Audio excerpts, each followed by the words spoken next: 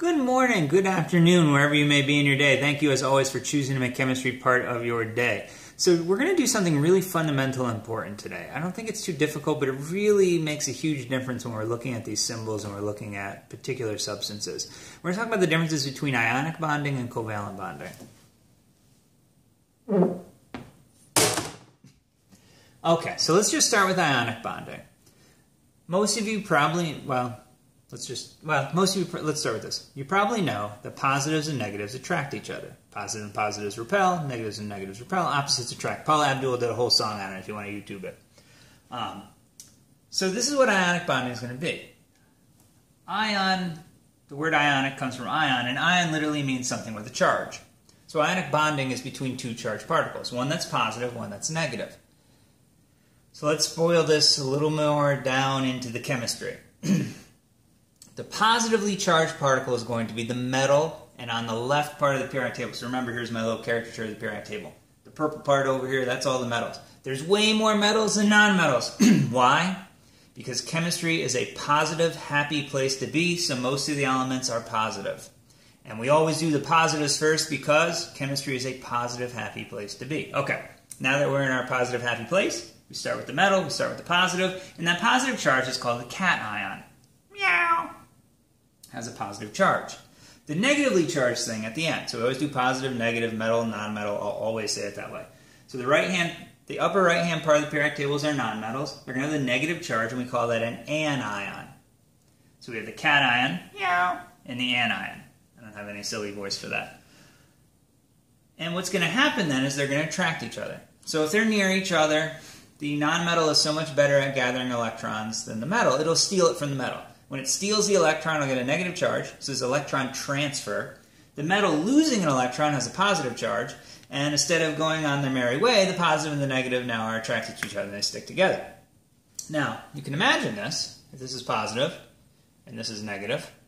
Ooh, watch this. This would be a bad idea. Do positive and negative, and we take those and we put them together. Now what you'll notice is over here on my thumb, there's a surface over here, and what's that surface? What kind of charge does it still have? It still has a positive charge. And over here on this thumb, there's a surface that's open too, and what kind of charge does that have? Negative. So what happens is there's room for another positive to come, or negative negative, or I could probably make some weird hand motion out of this. But the idea is they'll build on top of each other, and here's probably a better caricature than on my hands, where they'll build a network where they come together, and they'll really just keep populating, keep populating, keep populating. Atoms are really small. It's rare or unimportant where you'd have a single atom doing this. You're going to talk about billions, trillions, millions of billions of trillions of atoms doing this. So you never really have a single cation, single anion. You have a whole glump of them, a million of these and a million of these put together. So what we do is we just take the lowest ratio of those. So at the same charge, the lowest ratio would be equal amounts or 1-to-1, like sodium chloride, for example. And that's called an empirical formula. And it literally just represents the lowest amount of atoms. So again, what do I really need to know out of this? If I see a metal at the beginning of something, it's going to be ionic, and its charge is holding it together. And it's a ratio. If you got that, you got everything. Let's take the other picture. How's another way we can get things to bond? So let's just talk a little theoretical here for a moment. So here's an atom. Here's a happy little atom. Here's another happy little atom. They're moving in their random trajectories. And they get near each other. What's going to happen? Well, what do we know about the outside of these atoms? Or almost all of the atoms. Almost all of the atoms what? Those negatives. Now, as they come close together, a couple things could happen. The negatives and the negatives could repel, and they just go on their merry way. That's not very interesting. We want to talk about bonding. Well, we can imagine another scenario where the negatives can kind of get pushed out a little bit. We'll move the negatives over. And that helps a little bit with their repulsion. Then get a little bit closer together, you know, a little bit of sponginess, polarity, if you will. But the biggest, by far, charge, because if we're looking at both attraction and repulsion forces, it's going to be issued by two things. The size of the charge,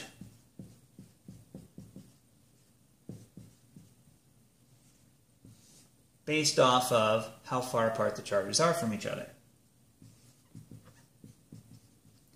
And you know this. If you had two magnets, and you take two little bar magnets and you hold them as far apart as you can, super easy. If you try to hold them a millimeter apart, hard, right? There's a lot more force trying to pull them together. Same idea here. As the charges get closer together, they interact more. The bigger the charge, the more the interaction. I think that's pretty intuitive. And this is a ratio. This is not two ideas. This is a mathematical ratio. And there's some other things in there. But basically, Coulombic forces of attraction. Size of the charge is the number one most important thing in chemistry. Distance between the charges is the second most important thing in chemistry. Different things in physics and engineering, not so much, but chemistry, size of the charge, we always look at that first, and then we look at the size of the atoms or ions, secondly. Okay, so as these come closer together, by far the biggest charge is where? The nucleus. So these are the two biggest charges, and what's happening as an atom is set to bond with another atom. The bad guy, or a repulsive force, is this nucleus repulsion. So you have nuclear repulsion. That's your big repulsive force.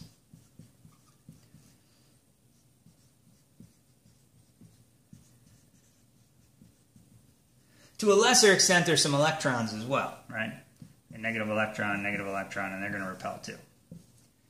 Much lesser because they can move, so they can move further apart, and there's, they can kind of move to the backside of the nucleus, and there's other things that can happen there. But that is a repulsive force.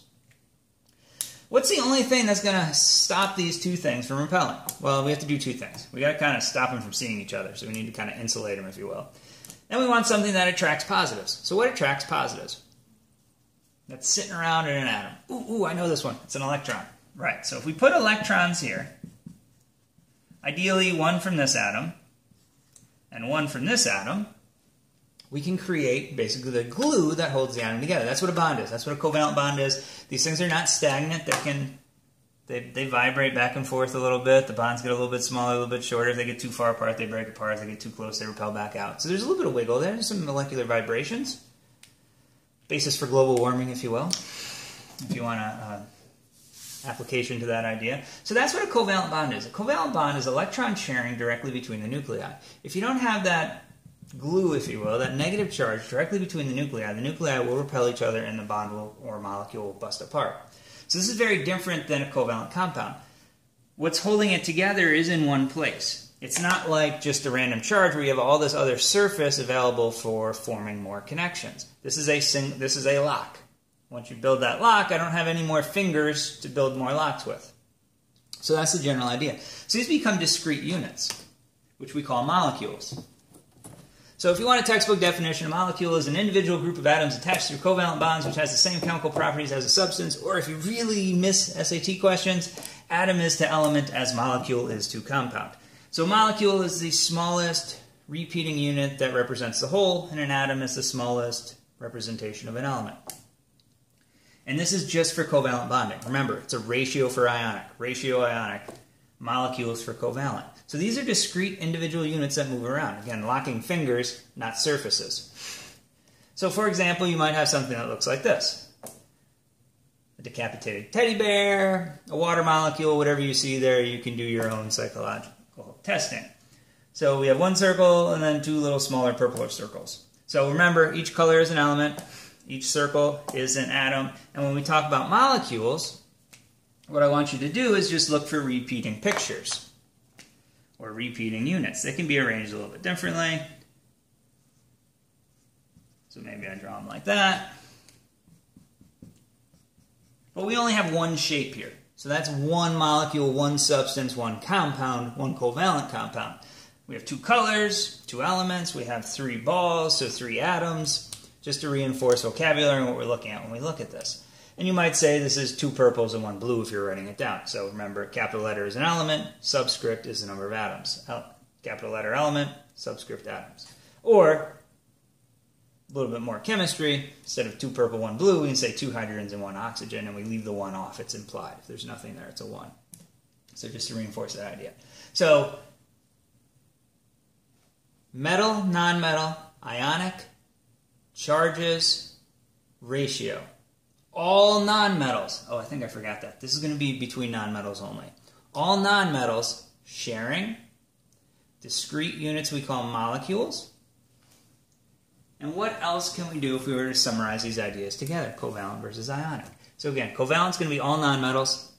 Ionic is going to be metal versus non-metal. We always put the metal first, so you just got to look at the first compound. First compound's a metal, boom, ionic. First compound's a non-metal, covalent. Just look at the first thing. Because remember, chemistry is a happy, positive place. We put those metals first, so if it starts with a non-metal, everything's a non-metal. We know it's going to be covalent. It starts with a metal, and there's more stuff behind it, it's ionic. This is electron sharing. This is electron transfer that then creates the ions, the positive and the negative, which we call the cation and the anion, respectively. This is a lowest ratio, called an empirical formula, and this is a molecule. So NH3 and NaCl look very similar. 2 capital letters, couple atoms, yada, yada, yada. Very, very different things they represent. This represents a repeating pattern.